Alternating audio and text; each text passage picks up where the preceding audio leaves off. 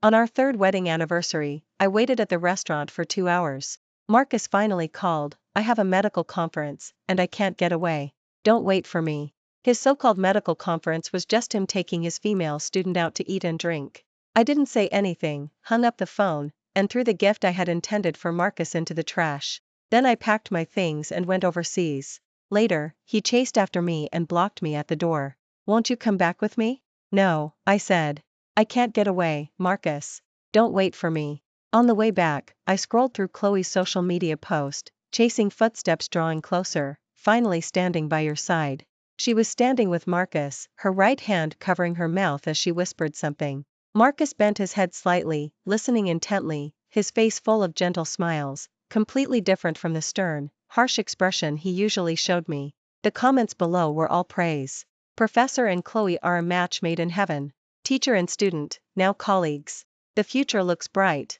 The most enthusiastic commenters were Marcus's students, also Chloe's admirers. To this, I simply liked the post and commented, "Indeed, very good." Soon, Marcus's call came. "Grace, can you stop making a scene? It's just a social media post. Why are you being so sarcastic and passive-aggressive? You don't need to take their words to heart. They're just joking." I know. It's an academic forum, after all. Chloe is your student." My calmness left the already agitated Marcus suddenly speechless. "I can't get away today. I'll be back later." "Okay." I hung up immediately. He, probably still unaccustomed to it, sent a message right after. "I told you it was a conference. Are you done? Please stop making a scene." In the past, I would have erupted, insisting he keep his distance from Chloe. But now I didn't want to, yet he thought I was making a scene. I didn't reply, instead nonchalantly clicking confirm on the art competition notification I received in my email. The competition location was overseas, lasting 1 month, and I had decided to settle overseas. At midnight, humid air mixed with the scent of alcohol enveloped me. I was thrown back, and Marcus's face was filled with displeasure. "Why didn't you wait for me?" Normally, no matter how late, I would wait for him to return, especially today, our wedding anniversary. Marcus's face was so grim it looked like it could drip water. I frowned. "I'm tired, I'm not waiting." "And wasn't someone bringing you home?" At that, he grew somewhat exasperated. "You're just mad that I didn't come back with you tonight, aren't you?" "I'd had a drink and couldn't drive. Chloe brought me home." "What's wrong with that?"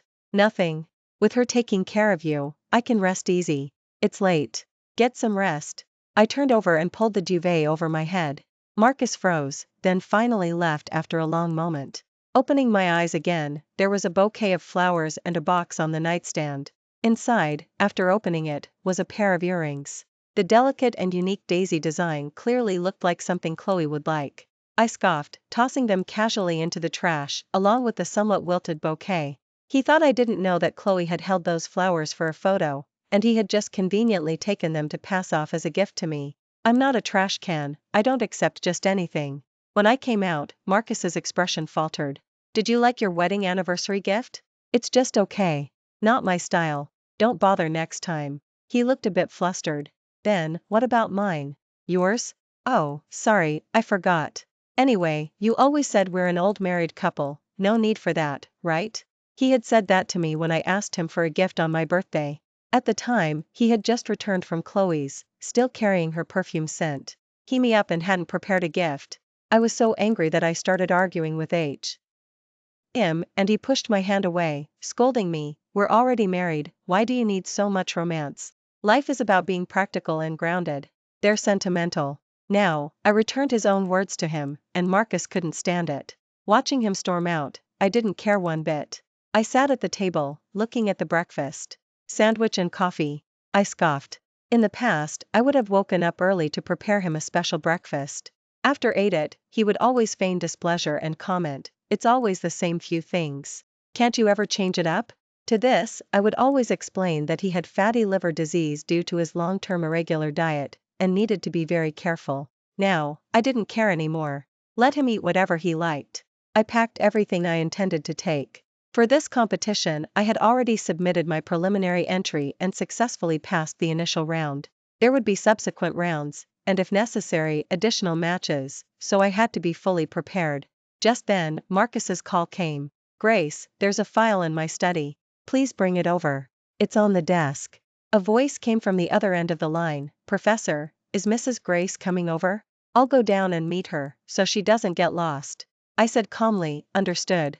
After hanging up, I went to the study and glanced at the file. It was Chloe's performance review report, with annotations on it.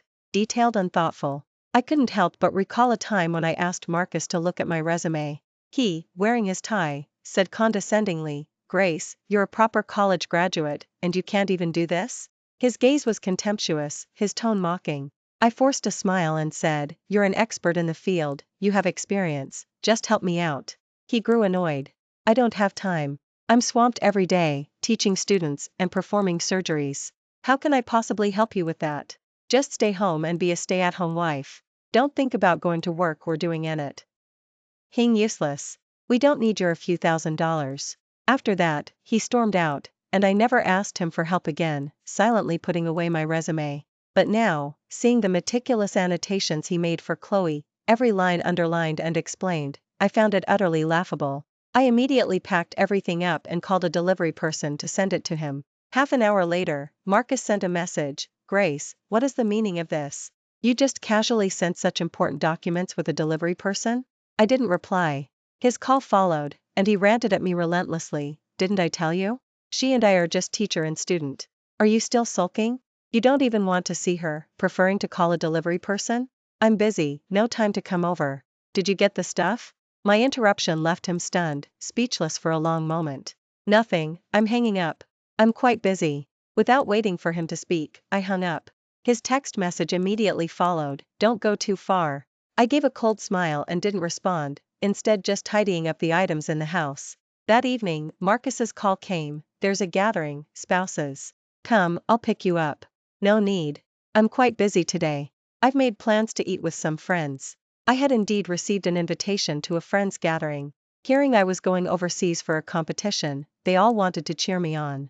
When I arrived at the hotel, I unexpectedly ran into Marcus. Their gathering was also there. When I saw him, Chloe was standing next to him, helping him adjust his tie. They stood facing each other, Chloe on tiptoes helping him, smiling like a married couple. And those around them were saying, Chloe is such a good helper. Professor can't be without her, no matter where he goes. Professor's wife at home is far inferior.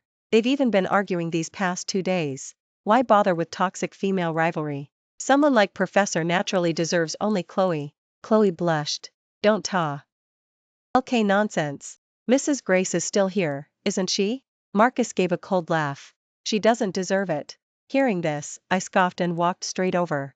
I hadn't intended to say hello, but then my friend called out, Grace. Marcus's gaze fell on me, a hint of panic in his eyes, quickly followed by a sneer. Didn't you say you weren't coming? Why are you here again? Grace, you're always like this. I'm not here for you. My friends invited me to dinner, and it just happens to be at this hotel. I won't disturb you. With that, I linked arms with my friend and headed straight to our private room. Marcus's face turned green. I could vaguely hear Chloe's voice, is Grace mad at me? Don't mind her. She just loves putting on airs of elegance. I ignored him.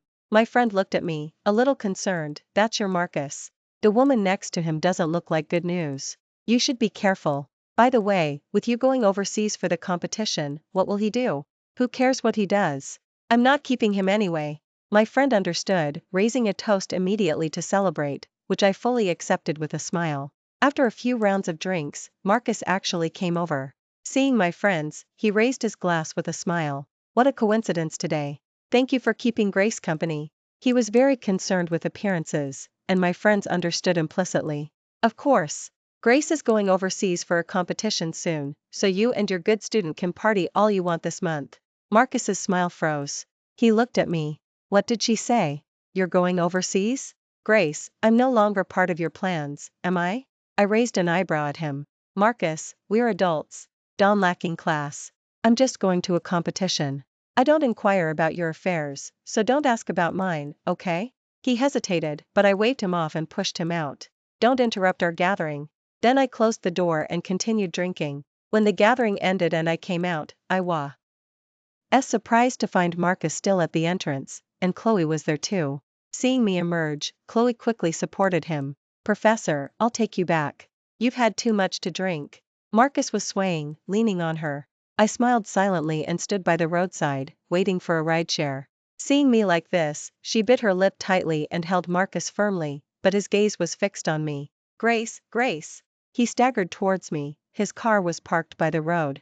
I looked at Chloe. You take him back. I've already booked a ride, it's inconvenient to cancel. At that, Marcus was stunned.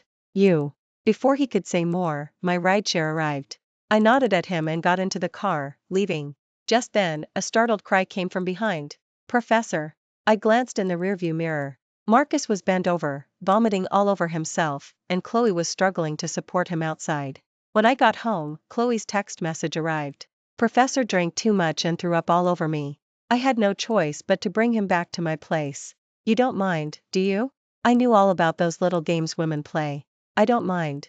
After replying, I put my phone away and calmly took a shower and did my skincare routine. Just then, Chloe's message came again. She sent a video of Marcus. In the footage, Marcus was grabbing her hand, ceaselessly murmuring, "Don't leave me.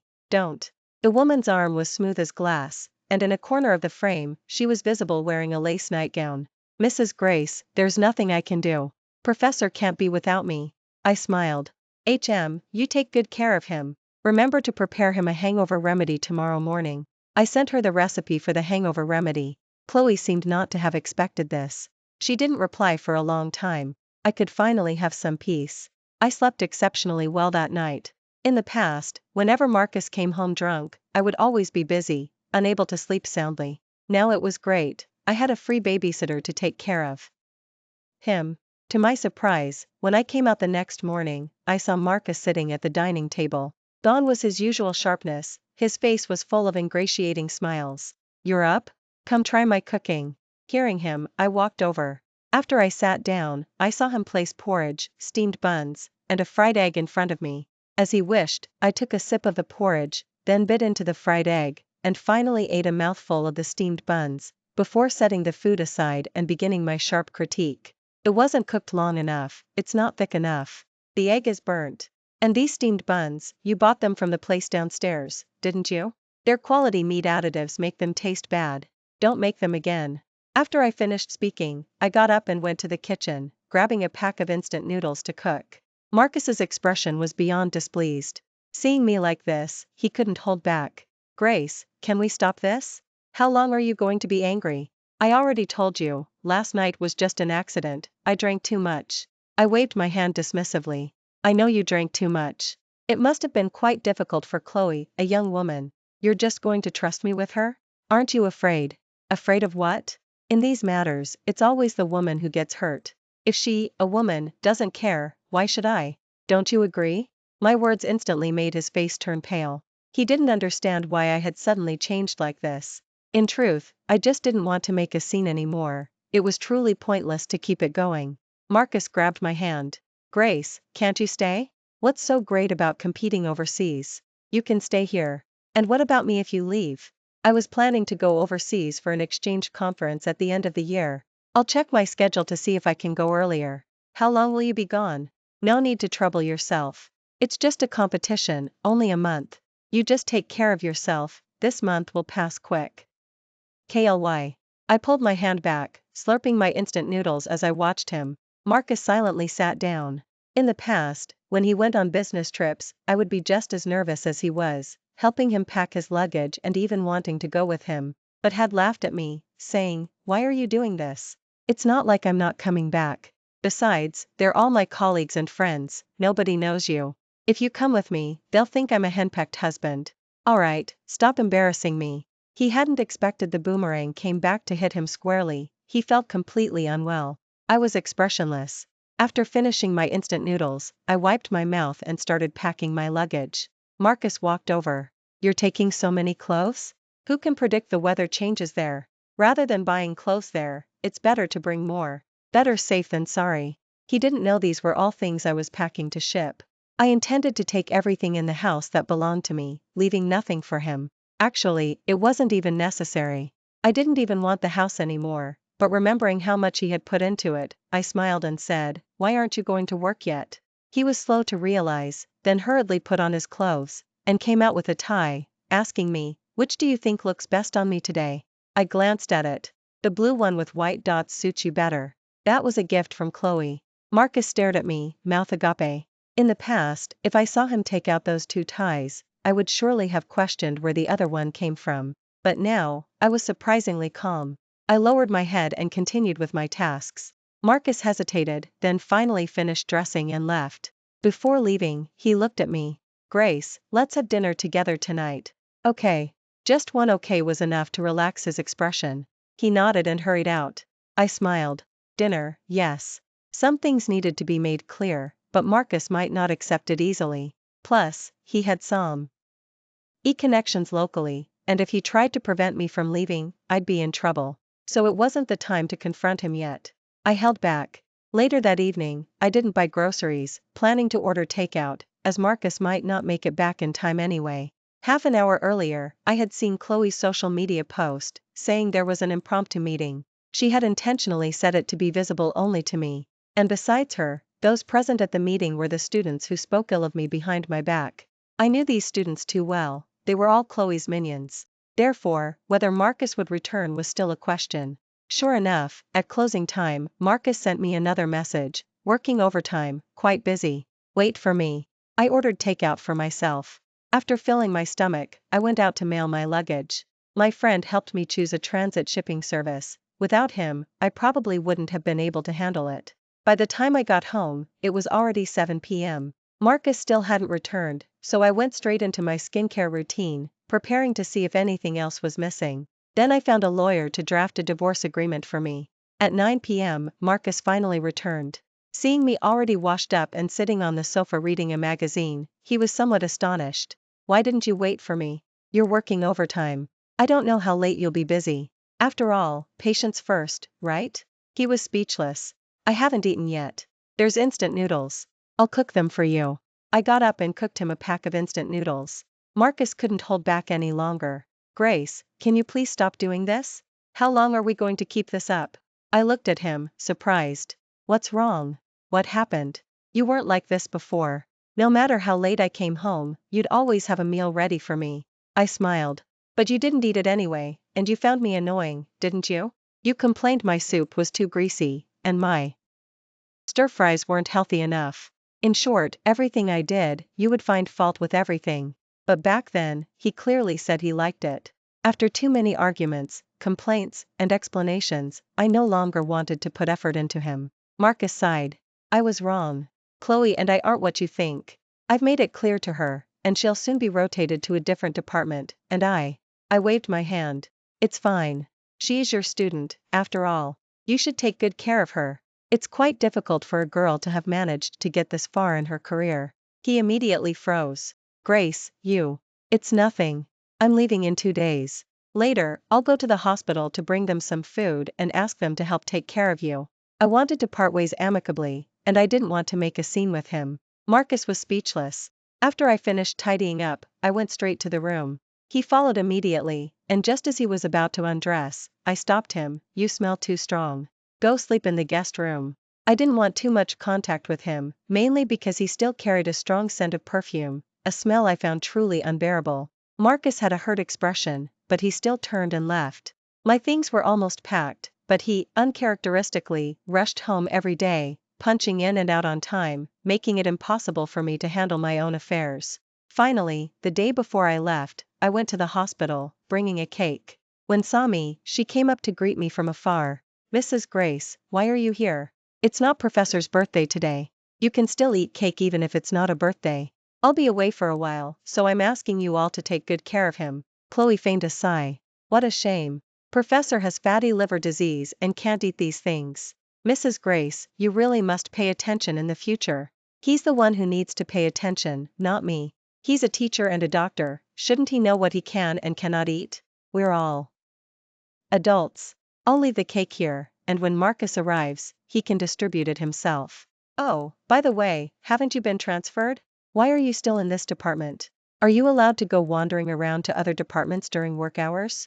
Chloe didn't speak, but someone nearby said, we're doctors, not ordinary office workers. If you don't understand, don't talk nonsense here. How could Professor have a wife like you? Exactly. If you don't know anything, don't embarrass yourself here. What are you all talking about?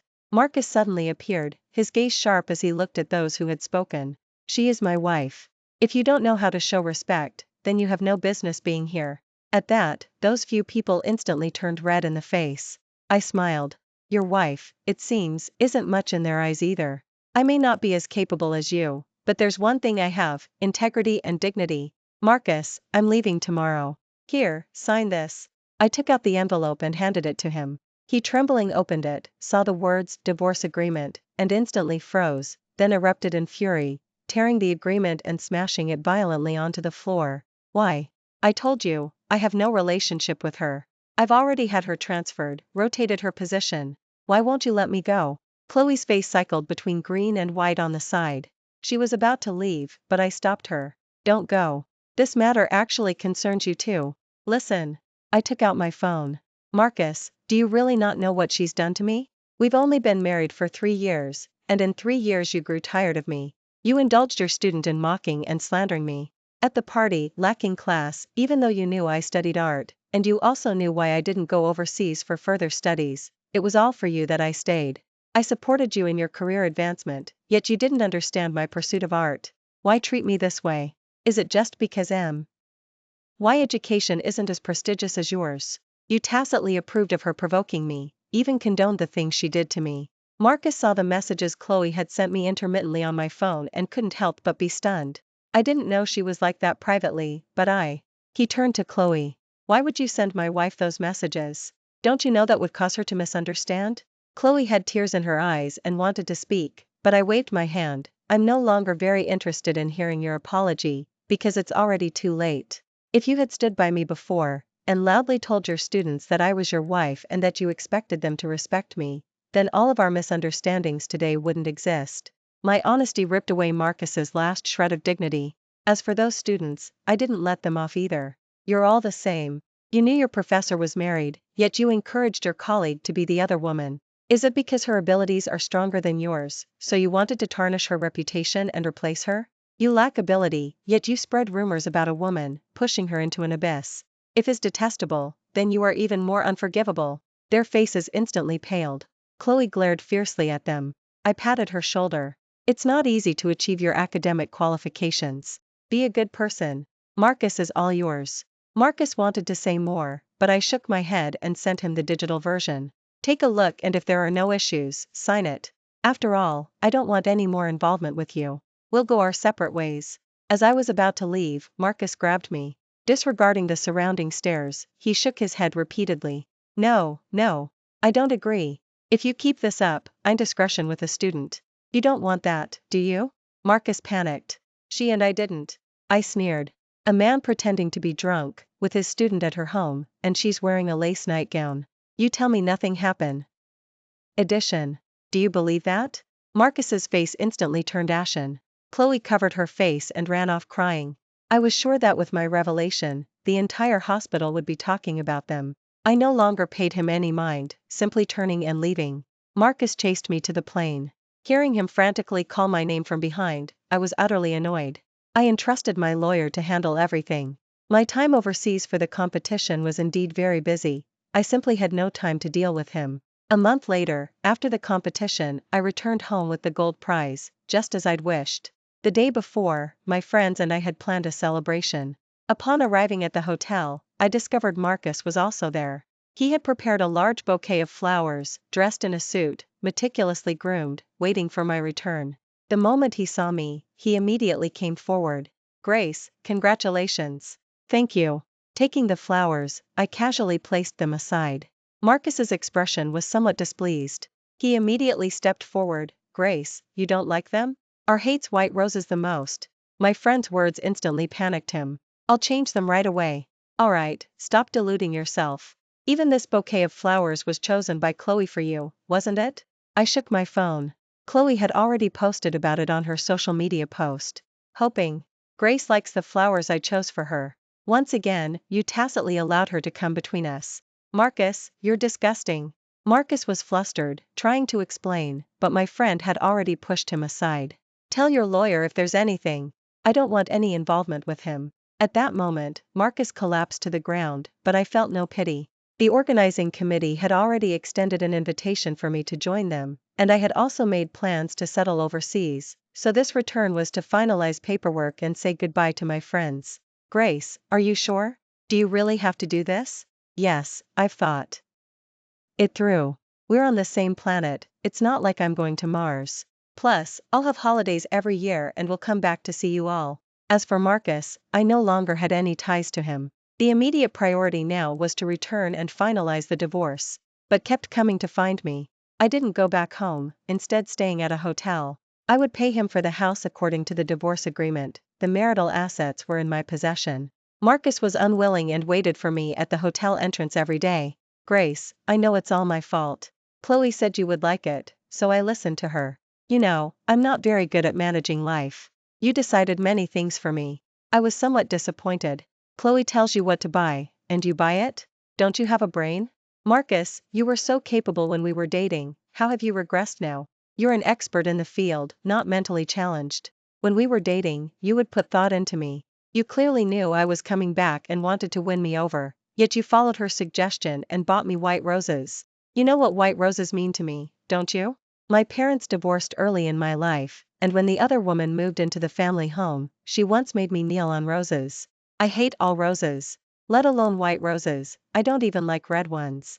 I had told Marcus this when we were dating. Back then, he would buy double peonies and various bouquets, ensuring no roses appeared before me. Now he had forgotten, and instead, listening to Chloe, casually brought a bouquet of white roses. This I found incomprehensible. Marcus was truly conflicted. On one hand, he said he regretted loving me and still cared for me, but on the other, he couldn't let go of Chloe, insisting on to force something distasteful on me. I didn't understand, but I respected his choice. I also didn't want to get further entangled with him over this matter. Marcus pursed his lips. The next moment, his phone rang. It was Chloe. Prof. Sore, there's a patient who urgently needs you. Is Grace all right? Should I explain to her? Mrs. Grace doesn't like the flowers I chose. I can once again. I snatched his phone. Chloe, don't force me to act against you again. You should know there are many ways to ruin a medical student's career. You don't want your 8 years to be wasted, do you? Chloe immediately stopped. After hanging up the phone, I tossed it back to him. If you come back, I'll ruin your reputation. Marcus stared at me with a pale face. I closed the door without hesitation. At this moment, no one felt more satisfied than I did. Chloe's message came again. The professor and I have nothing going on. Grace, you don't understand him at all. Why do you have to be so difficult with us?